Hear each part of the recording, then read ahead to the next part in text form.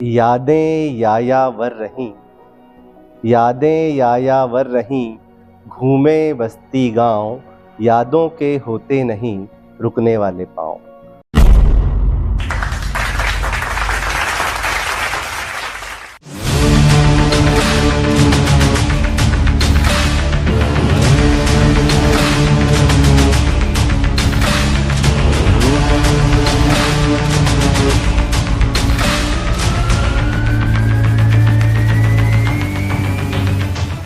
नमस्कार, मैं ऋषभ राज पाठक आपका स्वागत करता हूँ लीड लैब के मंच से। जिस तरीके से हम विभिन्न क्षेत्र के दिग्गजों से आपको मिलाते हैं, उसी तरीके से आज साहित्य के क्षेत्र से एक दिग्गज से हम आपको मिलाने जा रहे हैं, जो कि हैं दोहाकार श्याम ठाकुर सर।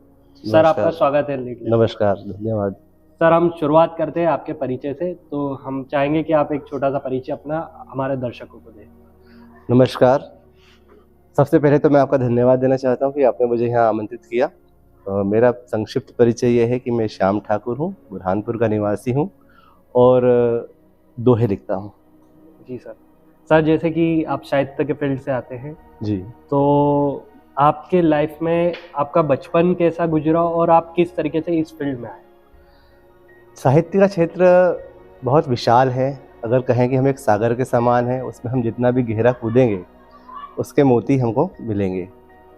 मेरा बचपन भी एक साधारण बच्चों की तरह बीता, इसमें कोई विशेष बात नहीं है। ज़्यादा संघर्ष भी नहीं करना पड़ा, चूँकि एक अच्छे परिवार, एक जमींदार घराने से मेरा ताल्लुक़ है। और साहित्य की जो रुचि है वो मुझे लगभग कक्षा 7वीं 8वीं से मुझे लगी थी और मैंने सबसे पहली एक रचना लिखी थी कक्षा 8वीं में और उसको नई दुनिया समाचार पत्र में पोस्ट कार्ड पर भेजी और किस्मत से वो छप गई, तो मुझे बहुत खुशी हुई थी।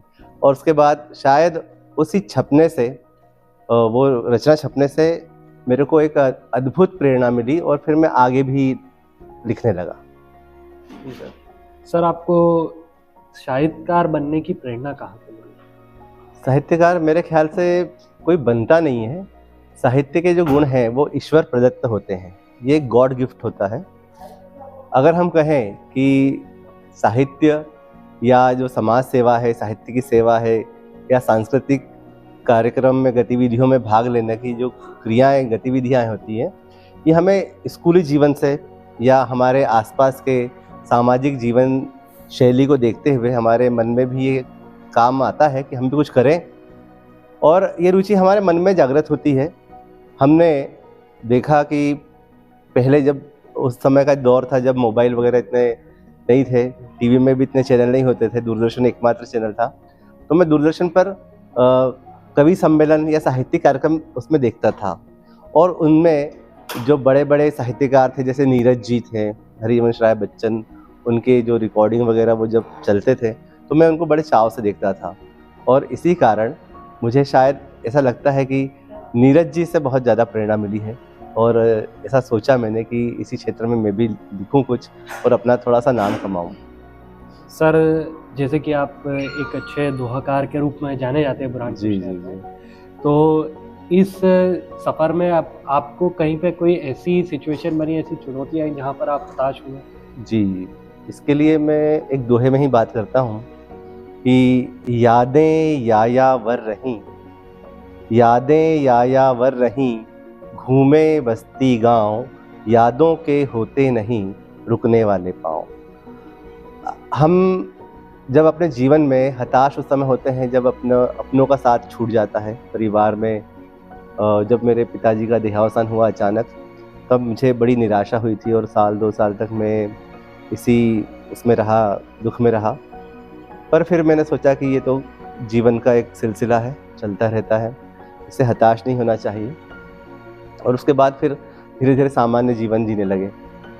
सर, हमारी टीम ने मुझे बताया था कि जी आपकी कोई संस्था है जी जो कि साहित्य के लिए कार्य करती है, तो वो संस्था कौन सी है और क्या कार्य? जी, साहित्य के लिए जीना, मैंने देखा है कि बुरहानपुर में एक बहुत पुरानी संस्था थी साहित्यिक, बुरहानपुर हिंदी मंच, शायद ऐसा कुछ नाम था, लेकिन शनैः शनैः वो साहित्यकारों के साथ अस्त हो गई। जो प्राचीन साहित्यकार थे उनके निधन या देहावसान के बाद वो संस्थाएं बंद हो गई। तो मैंने सोचा बुरहानपुर में कमी है कुछ ऐसे मंचों की, ऐसे संस्थाओं की जो सभी को एक प्लेटफॉर्म दें। तो हमने 2001 में 7 मई को आह्वान कला साहित्य एवं सांस्कृतिक संस्था इसकी स्थापना की। और चूँकि ये जो आह्वान जो नाम है महाकवि रविन्द्रनाथ टैगोर की ये कविता से प्रेरित है, उसी से लिया गया है। तो ये संस्था हमको अभी अगले वर्ष 25 वर्ष पूर्ण करने जा रही है। इसमें हम सामाजिक और साहित्यिक कलात्मक गतिविधियां करते हैं। 2003 से हम लोग लगातार ठाकुर भगवान सिंह स्मृति अलंकरण, मेरे पिताजी की स्मृति में अलंकरण समारोह दे रहे हैं। अभी इस साल का जो 22वां अलंकरण समारोह है ये 22 दिसंबर को ही होने जा रहा है। इसमें हम लोग एक पत्र लेखक और एक किसी अन्य विधा में, जिसमें साहित्यिक विधा भी होती है और उसके अलावा भी दूसरी विधाएं हो सकती है, उनको हम सम्मानित करते हैं। 2 लोगों का सम्मान करते हैं। अब तक 40 से अधिक व्यक्तित्वों का हम सम्मान कर चुके हैं और ये सिलसिला निरंतर चलता रहेगा। इसके अलावा बहुत सारी गतिविधियां होती है शहर में। लालबाग में हमने 2001, 2002, 2003 में ओपन मंच पर कवि सम्मेलन भी किए, बहुत बड़े बड़े। उसका बहुत अच्छा प्रतिसाद भी मिला था लोगों से। और आगे भी हम ये चाहेंगे कि आजकल की जो युवा पीढ़ी है वो भी साहित्य के क्षेत्र में आए, लेकिन चूंकि पढ़ने से लोगों का संबंध टूट चुका है, पढ़ते कम हैं, इसलिए मेरे ख्याल से युवा पीढ़ी भी अभी लिखने में बहुत पिछड़ रही है। सर, ये तो बहुत बड़ी बात है कि आपने संस्था तो स्टार्ट की, लेकिन उसको अब 25 वर्ष पूर्ण होना है जी। तो संस्था को चलाए रखना ये बहुत बड़ी बात है, वो भी साहित्य जैसे क्षेत्र में, जो कि बहुत चुनौतीपूर्ण क्षेत्र है। जी, धन्यवाद। सर, एक छोटा सा मैसेज देश के युवाओं के लिए क्या दें? मैं चाहता हूँ कि युवा बहुत एक्टिव हो गया है आज का, बहुत सक्रिय है, बहुत सारे उसके पास साधन हैं आज सक्रिय होने के लिए। और हम चाहते हैं कि युवा एक सकारात्मक रास्ते पर चले और उसके लिए उसे अच्छा साहित्य पढ़ने को अगर मिले तो वो वास्तव में सकारात्मक पथ पर चलेगा। क्योंकि आजकल जब युवा सक्रिय तो हो गया है, लेकिन उसके साथ बहुत सारे भटकाव भी हैं, बहुत सारे नकारात्मक पहलू भी जुड़ गए हैं, नकारात्मक रास्ते हैं, उसकी तरफ मुड़ जाता है। तो अगर वो पढ़ने को, अगर उसे कुछ अच्छा साहित्य मिलेगा तो यकीनन वो उस दोराहे पर नहीं खड़ा होगा कि मैं किस तरफ जाऊं। उसे एक अच्छा, एक पॉजिटिव मार्ग मिलेगा। और मैं चाहता हूं कि यहाँ पर बुरहानपुर में एक बहुत प्राचीन वाचनालय हुआ करता था, गांधी सार्वजनिक वाचनालय, तो विगत 2-3 वर्षों से बंद पड़ा हुआ है। और मेरी ये सुझाव है यहाँ की प्रशासन से, यहाँ की जो जनप्रतिनिधियों से, किसी भी तरह कुछ वाचनालय यहाँ खुलवाए जाए ताकि लोग पढ़ने में अपनी आदत पढ़ने में डालें। और पढ़ेंगे, जितना ज़्यादा पढ़ेंगे उतना वो ज़्यादा लिख भी सकते हैं इस क्षेत्र में, साहित्य के क्षेत्र में, क्योंकि पढ़ना बहुत ज़रूरी है। मीन्स कि अगर वो पढ़ते हैं तो साहित्य के क्षेत्र में बिल्कुल कुछ नाम कमा बिल्कुल, पाएंगे। हाँ बिल्कुल। सर, आप आपकी सफलता का श्रेय किसको देना चाहेंगे? मैं अपने माता पिता और ईश्वर को ही इसका श्रेय देता हूँ, लेकिन उससे भी साथ साथ जब हम कोई चीज़ पढ़ते हैं, किसी भी महापुरुषों की जीवनियाँ वगैरह पढ़ते हैं, महान साहित्यकारों को पढ़ते हैं, तो वो भी हमें प्रेरणा और आशीर्वाद देते हैं, ये मेरा मानना है। सर, आपने लीड लैब के मंच के सारे सवालों का जवाब बड़े बखूबी तरीके से दिया। जी जी। एक आखिरी प्रश्न कि आपका अनुभव इस लीड लैब के मंच पर कैसा रहा?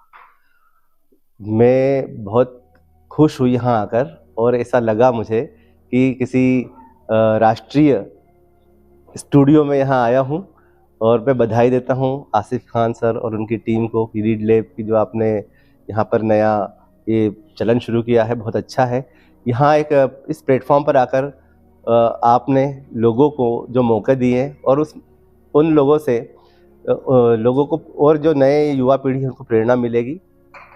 और मैं चाहता हूँ कि ऐसे ही काम आप जैसे युवा पीढ़ी जो कर रहे हैं, ऐसे हर कोई करे और अलग अलग क्षेत्रों में अपना नाम कमाए। मेरी शुभकामनाएं हैं। एक दोहा मैं आपको सुनाता हूँ कि चूंकि सर्दी का मौसम है, कतरा कतरा याद का, बिखरा बिखरा रूप, कतरा कतरा याद का, बिखरा बिखरा रूप, कोहरा कोहरा खा गई, टुकड़ा टुकड़ा धूप, हो रामा टुकड़ा टुकड़ा धूप। जी सर। सर, हमारी टीम को विश्वास है कि आपने जिस तरीके से साहित्य को प्रदर्शित करा कि साहित्य का क्षेत्र कैसा है और साहित्य में आने वाला जो भी युवा है वो किस तरीके से आगे बढ़ सकता है, वो कहीं ना कहीं युवा भाग लेगा उसमें और साहित्य के क्षेत्र में आगे बढ़ेगा। सर, आपका बहुत बहुत धन्यवाद। आपका भी बहुत बहुत धन्यवाद। आपने मुझे यहाँ मंच पर बुलाया और आमंत्रित किया। धन्यवाद।